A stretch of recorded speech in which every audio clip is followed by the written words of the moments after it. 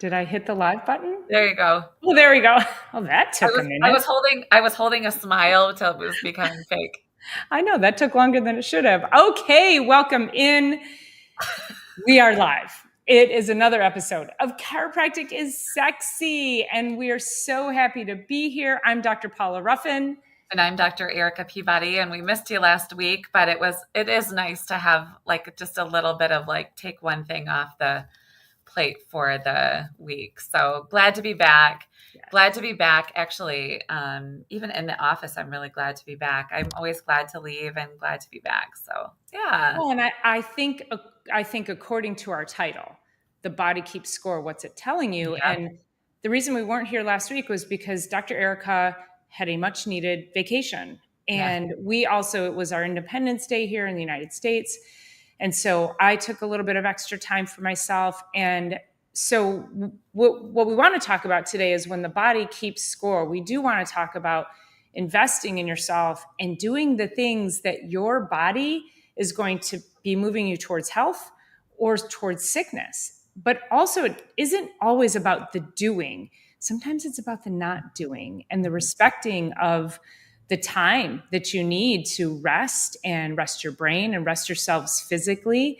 So I think that's, it's important that you recognize that if you're driving hard all the time, you have got to give yourself a break. You have to be able to take your foot off the gas. Yeah, well, there's that popular meme out there, and it talks about self-care is not selfish. And I kind of want to go into that a little bit because sometimes when people think about self-care, they think about the manicures and the pedicures and the massages and going to the spa and a spa day. And really, self-care is truly caring for ourselves. And that is physical, mental, emotional, spiritual, all of those ways and all the 6 things that we always talk about.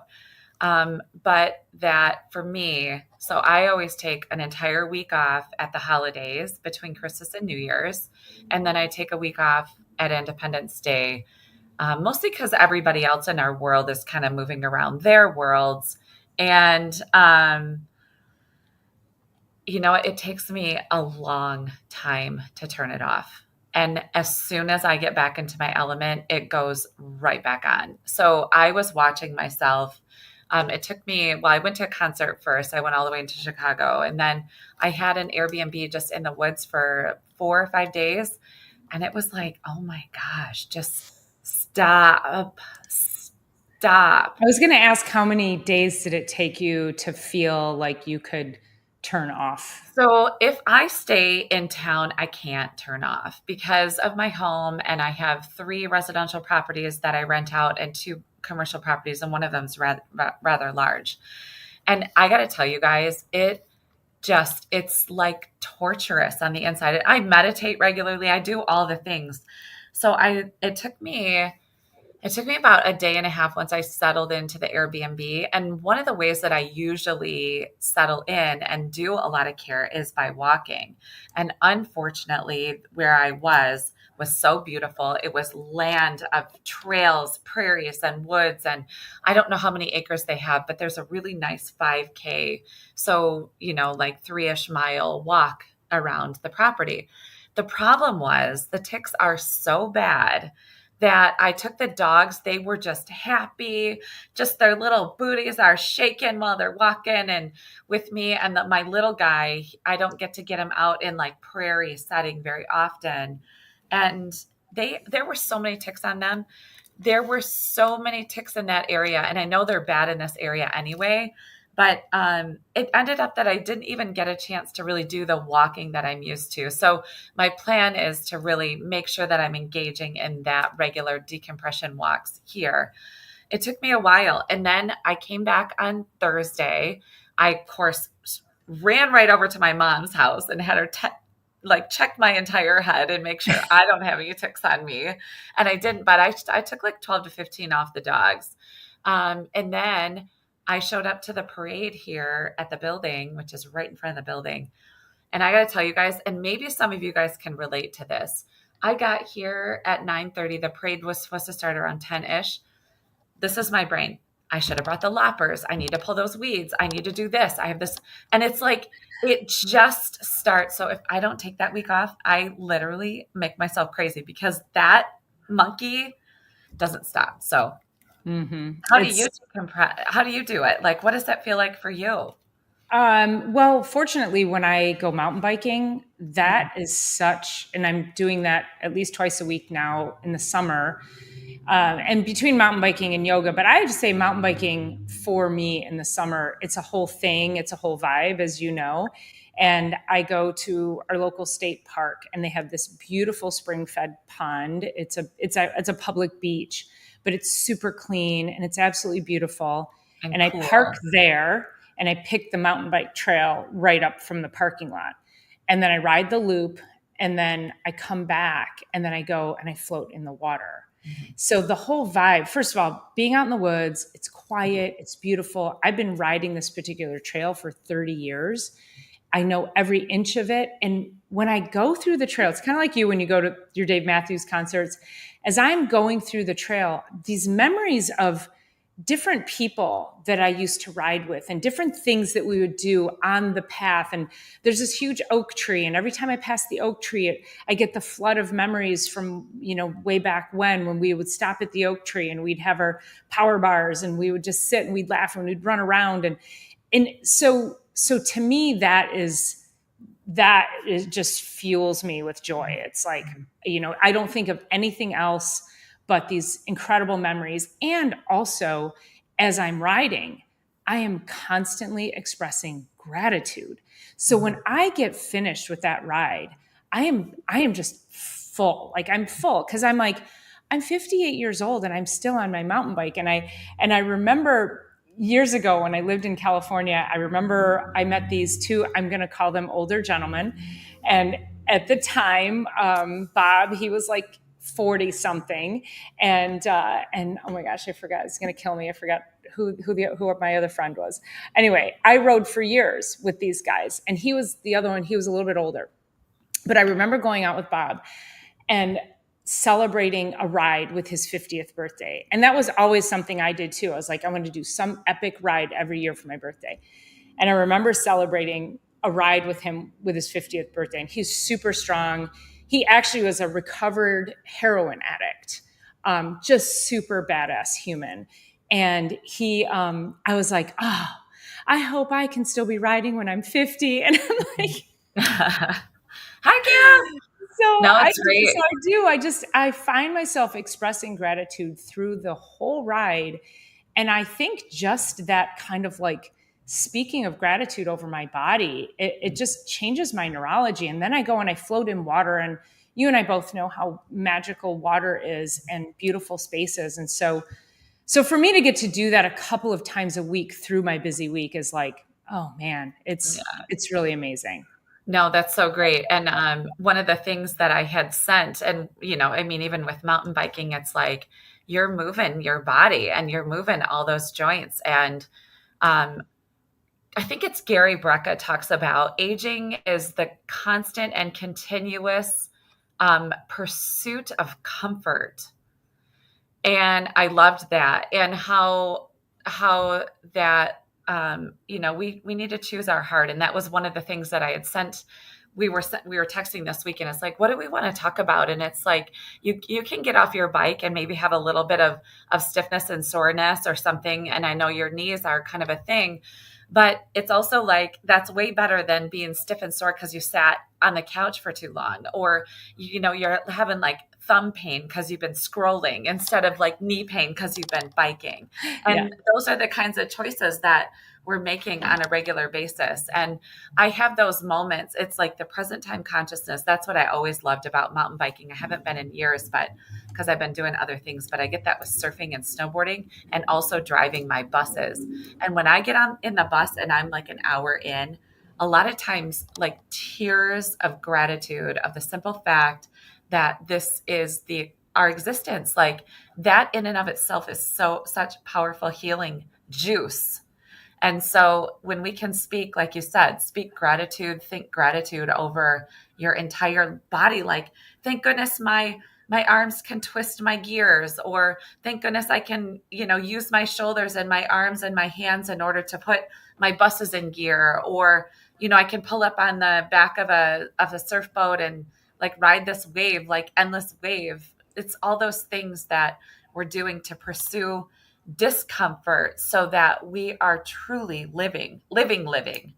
Well, and So, I think the point is you and I don't set out on these, I'll just call them missions or activities, mhm, because we're like, oh, I need to express gratitude. I'd better get out on my mountain bike. right. It's it's something that we're doing, something that brings us so much joy, we're passionate about, and it brings us so much joy that in that moment, to me, it's like I can't help it. I Mhm, literally cannot stop the thoughts of gratitude. I mhm, can't stop it through the whole time.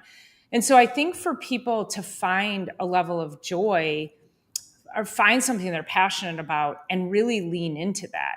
And yes, I get on my bike and my knees they're sore when I get on. So that could be, I remember my dad was like this. My dad had bad knees and I was always afraid of the roughened knee. We were always, it was like the roughened knees, the roughened knees. All the Ruffins had bad knees. And I mean, I was like, oh shit. And so I lived in fear of the roughened knee. And I think that's probably what got me biking at a young age, was because I was like, I'm going to stay strong. And but the point is that my dad would always say, I can't do this because my knees hurt. I can't mhm, walk because my knees hurt. I can't get on a bike because my knees hurt. Like I heard that so many times. And to me, you need to get on the bike because your knees hurt. right. You need to walk because your knees hurt. I had a patient, and she exercises. She's I was gonna say she's young. She's like 55, and Super young. she exercises regularly and tries to keep herself healthy. And she said, "Well, I don't like squatting down anymore because my knees hurt." And I'm like, "Welcome to the club. And the reason you need to keep squatting down is so that your knees won't hurt as much." Mhm, And so I think we find ourselves not doing things because we're afraid of the pain. Now, granted, I think we need to be smart about what is actual pain versus what is discomfort. right. And that if I don't, I mean, and you and I do yoga. When I get into yoga, if I don't do a bunch of deep squat, I actually do this before every workout, whether I'm at the gym or yoga, and I do deep squats, the Asian squats, your butt's down, touching your heels, and I stand back up. You think my knees feel good when I start doing that, but it's enough for somebody who doesn't understand that process Mhm, to say, I don't want to do that because it hurts my knees. And I'm afraid if I do that, it'll hurt my knees. Mm-mm. If you don't do it, you're right. going to hurt your knees even Yeah, more. that's great. And there's, again, it's that constant pursuit of comfort that is Mm-hmm. creating this, like, sit your butt in a couch and die, truly. And Mm-hmm. that sounds aggressive to say it that way, but if we don't get up and we don't push, and I remember getting into practice, I was 27 years old, and the patients would come in, they're like, oh, the years have caught me, the years, and they do. But I in my naive 27-year-oldness was like, oh, the years will never catch me. So I've been humbled since, Yeah. in a big way. Yes. And I had my own, so it started October last year, my right hip, like I was out Mhm. surfing and I pulled up on the boat and the boat like didn't take off. And I was in a deep isometric contraction of my entire body to the point where it kind of jeopardized my right hip a little bit. But then it progressed and progressed and progressed and progressed and progressed. And so 2 weekends ago, well, when I left here for Independence holiday week off, I went to Chicago and I'm like, oh my gosh, like how am I going to walk around Chicago? Because I still don't feel amazing. I feel so much better. And so last year in August, I ran a 10-mile road race, which I do every August. And I'm like, my brain's running, like, can I do this 10-mile race? Can I do this 10-mile race that's coming up? And so I was like, okay, I'm in Chicago. I want to see everything that I can see. I have a limited amount of time. I also have to walk to a concert and back. So I did 17,000 steps on one day and another 16,000 the next day. And that was within 24-hour period because I only parked my car for 24 hours.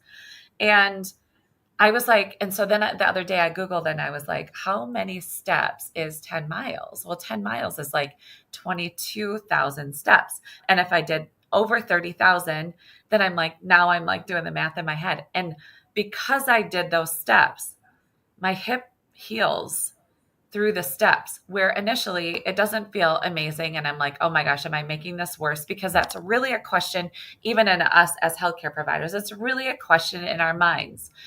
And I just kept going, and I just was able to keep going because I started going and I kept going. And yoga talks about this. All of our yoga classes is like, the hardest thing is to get here. Roll your mat out and get started. But once you get started, then the person next to you, it's why we do it in community, is going to keep going. So you'll keep going. And then that person keeps going. So you keep going, and that person keep going, and you keep going. And then all of a sudden you've kept going for however long it's been. And I think that we can take that into all of our healing principles. It's not always fun. Both of us are, I'm in my upper fourth decade, you're in your upper fifth decade of life, and it's not always fun. It's not always comfortable. But if we can get going, we can probably keep going. And that is kind of our message today, is like, we want to be sore because we've been sitting too long, or you want to be sore because you've been out there living your life. Do you want to be wheelchair bound at your children's graduation and weddings and all of that? Or do you want to be on the dance floor? And it's your choice every single day. Well, and my mom, again, she's such a great example. And when my nephew got married, probably three or 4 years before she died, so she would have been 80, 81, something like that, too, maybe somewhere in there. But she danced all night. And that was just how she was. And so the example is, do you want to be that person? Do you want to be able to be continually moving throughout life? Because the less you move, and of course, we have a friend whose mother lives with them, and who mother-in-law lives with her, and she's expecting everybody, like, she won't do anything for herself. She's kind of moved into a very helpless state, and it's frustrating. And even bathrooming, having accidents, like, listen, I don't want to be shitting my pants, let alone like shitting a bed. Like, Right. that is no way to live. So I think really just having, like, what do you see around you, and what kind of inspiration can you take from people who are doing great things and people who aren't taking care of themselves? Like, people who don't take care of themselves, it really should be a wake-up call for people who aren't taking care of themselves, for you to say, oh my gosh, if that could be me, and I don't want that to happen. So I think just looking at inspiration, good and bad, and taking all of that, and then starting where you can start. And even if it is just a walk, start there. Even if it's, if you're able to go to a gym, if you're able to, and personally, I love for people when they can't, when you're somebody who needs to get your lifestyle in check, and you do, I always say, find a community. That's where going to a gym, or like, my mom went to exercise classes. So she had a community of people at the senior center. She danced with the Novi Senior Theater Group. So that's movement, that's activity, that's enriching your brain. She had to learn dance steps. They had to learn songs. All of that is powerful to the neurology, but then also they were all connected doing the same thing. So I think it's really important that if you don't have a community that you're doing those things with, you need to seek one out. Find what brings you joy and seek out the community that you can then step into that, because that is inspiring as well. Yep. There's a lot of research, and maybe you guys have heard about the blue zones on the globe, which are areas that live extra long and extra healthy. And of course, it's like, the fresh diets and fresh foods and all of that. But the one thing that they all had in common is that they set an extra plate at the table for somebody in case they did show up. And it was basically like whoever can show up. And that really, like you said, finding community, that one piece of being in community and setting a place setting for anybody and everybody who may show up that you have no idea. That is really where the longevity was created. So, yeah, there's, so many different ways that we can be leveling up every day, but it's And those finding people that. move every day. Yeah. Let's not Oh, forget yeah. that. They Oh, yeah. don't drive many places, and the No. terrain isn't always friendly. Yeah. It's not like, oh, they get on a flat path and walk. Like, they're walking through gardens and trees, and they're And hills. negotiating Right. hills and steps and rocks, and so it's not always a friendly terrain, but they move through it. I Mhm. mean, they could walk 10,000 steps by breakfast, and Yeah. that's just what these people in the blue zones do. They move each and every day. Yeah. And I mean, I know diet is so important, but also movement is you have got to keep tapping into that level of mobility, and in order to keep your longevity. So, as we go into, as you're talking about even mobility, one of the things that as chiropractors we really focus on is obviously the mobility of the spine. And we are, what's the phrase? We're as young as our spine is flexible, or something like that, Yeah, that's I going haven't on heard right that. now. And it's really true. It's like intersegmentally, I mean, this is the information superhighway of the body. And we, of course, we know very easily, we know when our shoulder freezes up, or we get a crick in our neck, or when we sprain an ankle and it stops moving, or we have knee pain, it stops moving, or we have, arthritis symptoms throughout the body. It's so clear and easy to pick up some kind of symptomatic stuff. But in the spine, it's not like that. It's, and we talk so much about using chiropractic proactively rather than only just reactively.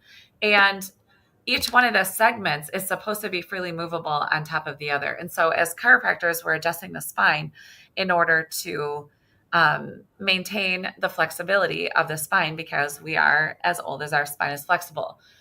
And it's really interesting because people will say, "Oh, but I didn't even do anything." I'm like, that's part of your issue. You didn't do anything. So, get off your Right. booty. But also, I just had a patient in about a half an hour ago, and she lost her cat 2 days ago. And this is like the family is like just cherished little energy that, and the cat was only 8 years old. And like, she's like, I just knew I needed to come in and get adjusted, because the trauma of even the loss of that, or even the sadness or grief or anything, like all those energies get locked in there. And she's like, I was just down the hallway. My son's getting speech therapy at one of the other offices here. And she's like, I just thought, I didn't have an appointment. I would just pop in because I'm really having a hard time moving through these, like this feeling. She's like, I'm just in it today. And I'm like, I totally get it.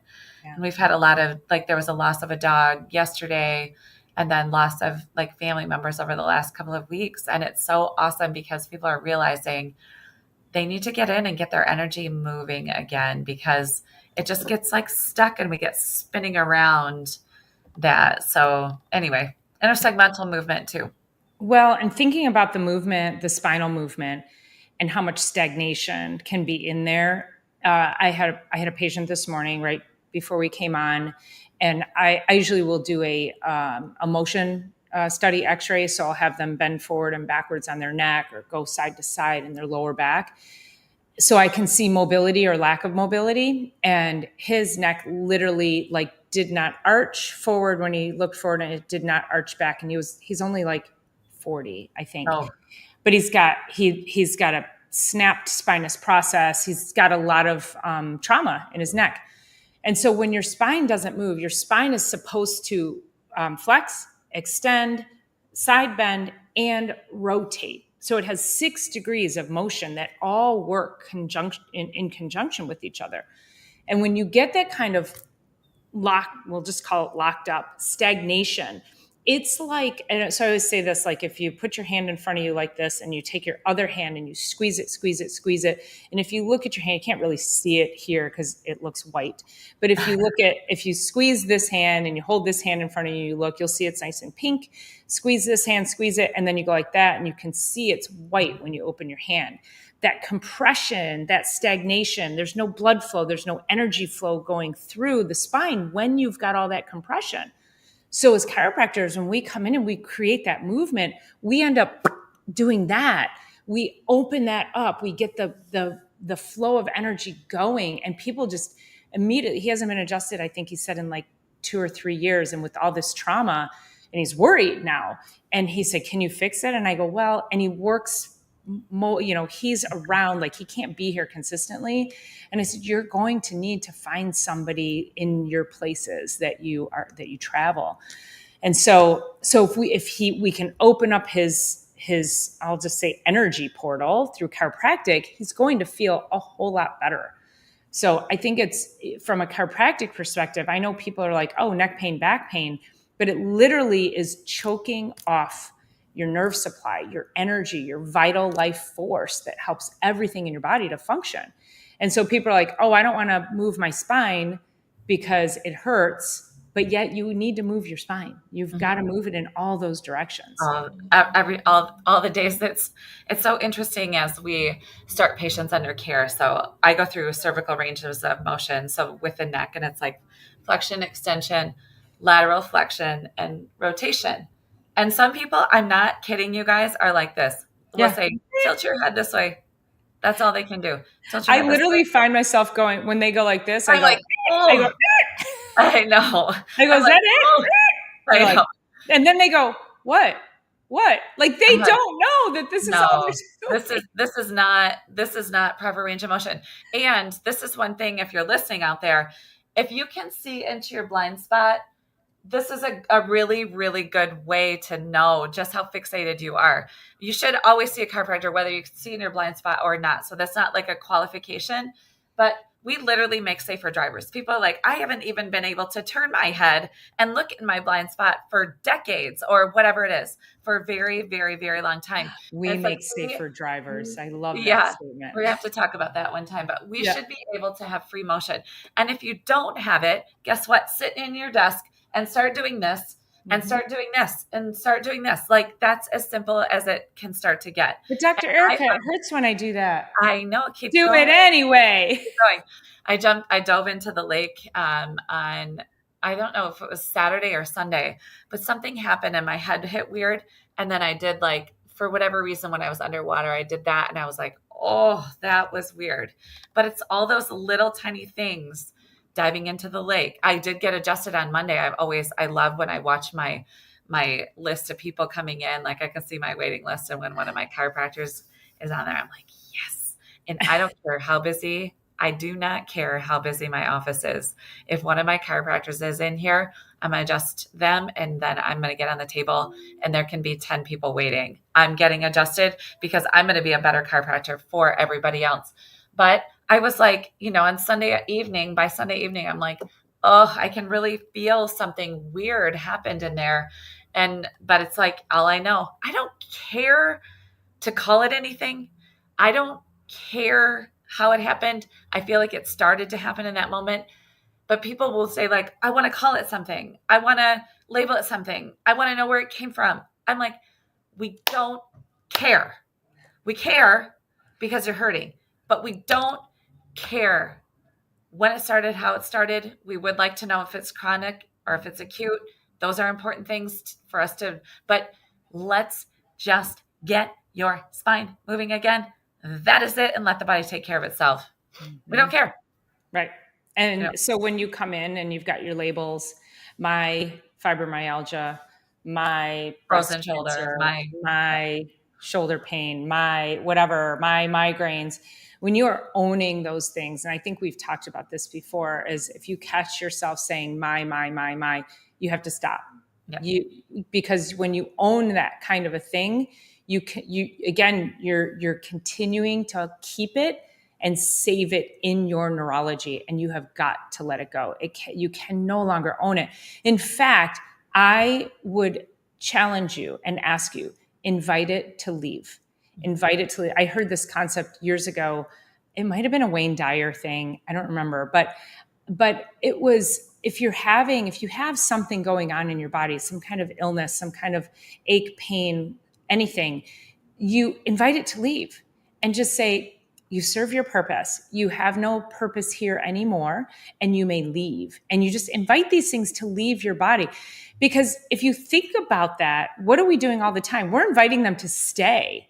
And so, so we go years and years, my high blood pressure, my IBS, I mean, let's just stop owning it and just invite it to leave as much as you've invited it to stay. And I promise you, incredible things will start to happen, and you won't feel that level of pain. Like, it will start to go away. And yes, it can take time. Dr. Eric and I have both struggled with injuries and with some health things. And we're like, we know it's going to take time, but we have to also be doing all the other things with it. And I mean, I think it was yesterday, I was walking, we had our concert here in the park, and I was walking and I got this like sudden stabbing pain in my groin, in my hip. And I'm like limping. I'm like, oh my God, what? And somebody said, oh my God, did you hurt yourself? And I go, no. My body's just doing a thing. I don't know. But I didn't sit down. I kept walking. I moved through it. And within about 5 minutes, like, I kind of forgot it was there, and I had to go run the concert and everything. But the whole point is, like, so many of us would be like, oh my God. And then you sit in it, and then you sit and you wallow in it. And then, you had to call the doctor, and I got to go in and I got to make an appointment. And these poor people who have issues going on are like, well, I can't see the specialist for 6 months. Why are you not calling a chiropractor? Right. Why are you not calling us? You will never wait 6 months. No. You may have to wait 6 days, maybe, but sometimes not even that. Yeah. But you should never, ever, if you have something going on and you're concerned, you should never have to wait 3 months, 6 months to get it handled. And when you come to us, we're going to say, let's get you moving. Let's figure out what's going on. Let's open up your portal to your information superhighway, and let's get your body doing what it's supposed to be doing. It's super capable of healing. And, when you say that about specialists, I actually really like what's happening in that world now, because our body needs time. And a lot of times what's going on is that these specialist appointments are made. And yes, sometimes they're very, very necessary. We're not undermining any of the medical field in any way. But they also know, since it's not critical and it's not emergency, that if they give the body time, a lot of those appointments get canceled, which is good. And then they don't even have to deal with them, or they've like changed their lifestyle, or they came across some other point where they need to actually change lifestyle rather than going in to medicate lifestyle choices. And so, yeah, they give it some time. Now, Dr. Paula and I both know, in our own bodies and with our clients, we get you started under care. We can work with you, whether you're working with a specialist or whoever you're working with. If after 30 days of care with us, and that doesn't mean 30 visits, it just means like a month of proper, solid, regular care with us, if things have not changed, it becomes clinically significant at 30 days. I'm going to ask you personally, in your experience, in your practice, have you ever gotten to 30 days and something not change? It changes. I'm thinking of, okay, I'm just going to say not usual. However, I have probably 1 or 2 patients, and I've talked about them before, who suddenly ended up with spinal stenosis. Mm-hmm. And I said, we got to start over, because you and I both know spinal stenosis is a very severe condition and oftentimes will lead to surgery. And he said, I don't want surgery. And it was a solid, probably 3 or 4 months, but that's sometimes what it takes. And he was committed. And at about 6 months, he was like, oh, he's feeling better. And then at 9 months, he was like, oh my God, I know I'm not going to need surgery now. And it's been probably a 1.5 years now, and he's doing amazing. And he's like, you saved me. And he was coming in like once every 3 weeks, like he was just on maintenance. And he's like weekly, and he comes in weekly, and we do laser on him every week. And that will not change.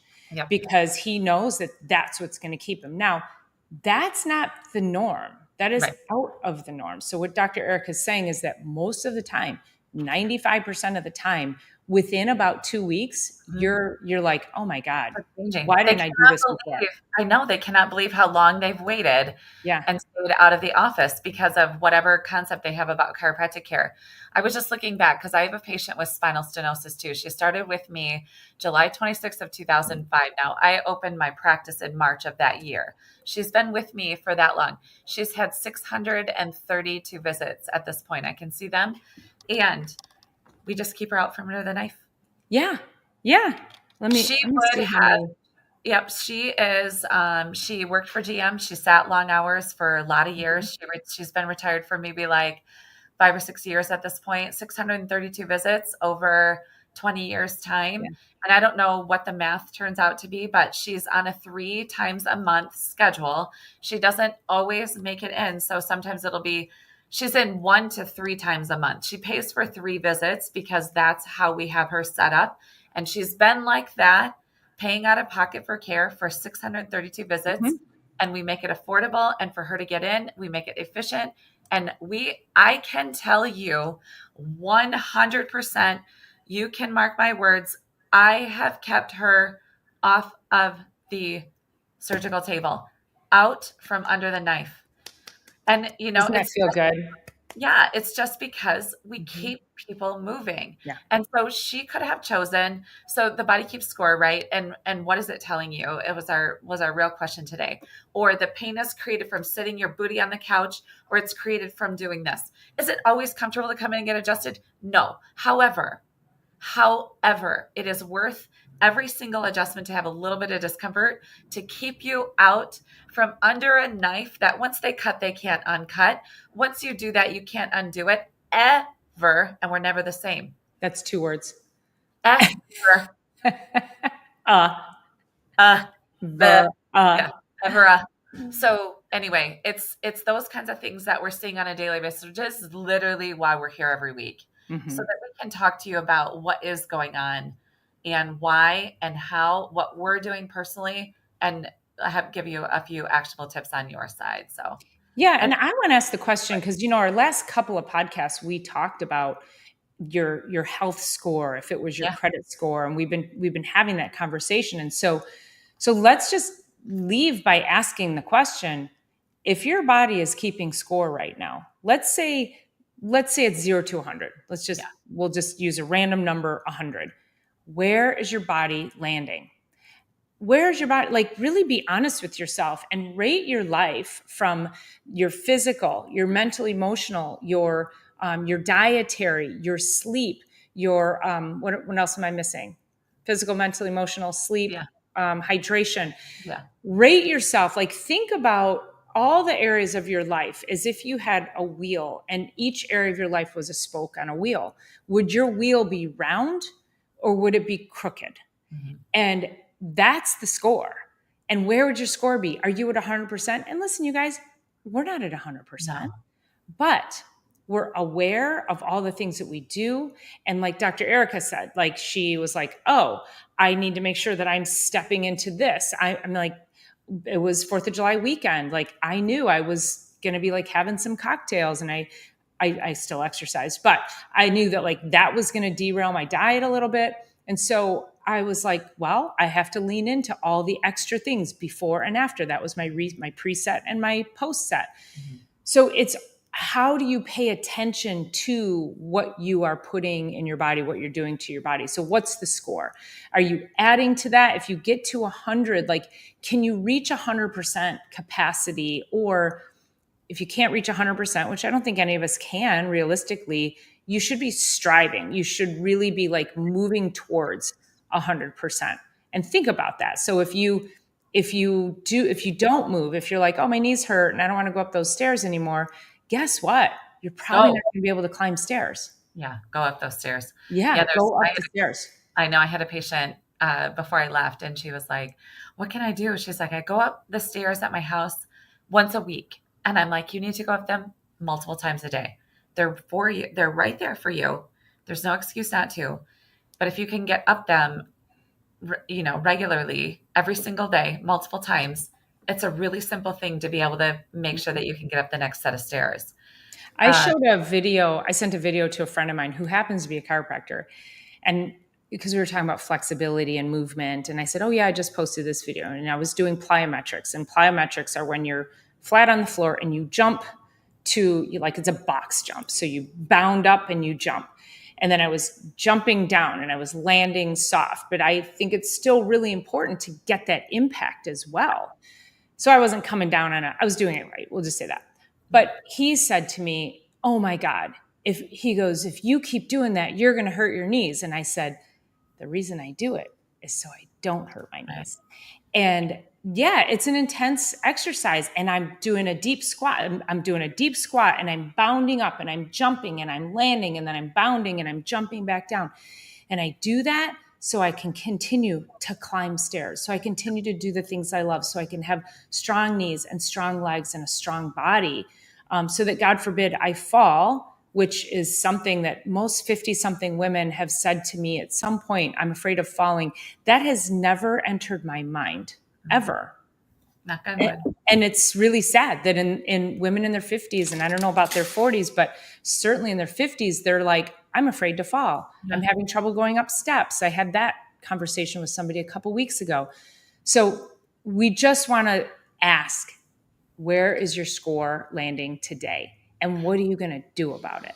Right. That's really the biggest thing. Yeah, sitting there as you're listening, 0 through 100, where are you right now, if you're being super honest? And we should go back to talking about that wheel maybe next time, because we both have some pretty good representations of that. It'd be really helpful. I know that I have some charts and things, but not only where would you put yourself?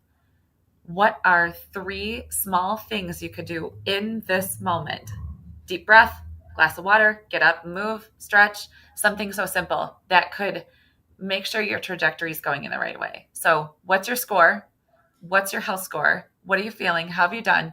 And what are 3 really simple steps that you can take between now and the end of the day to make sure that it's trending in the upwards direction? Much like you would with your credit score. You're going to pay your bills every day. You're going to pay your bills on time. You're going to do all those things. Like, what are you doing with your health? So anyway, we are fresh out of time here. My goodness. Yeah. That is perfect. So please don't forget to subscribe. As always, we are grateful for you showing up for us and engaging in our chat. And if you have any questions, please drop them in. You can also subscribe to our channel on the channel itself, but also there's a link to our newsletter. So make sure you're jumping in there, you're subscribing in all the ways and staying connected.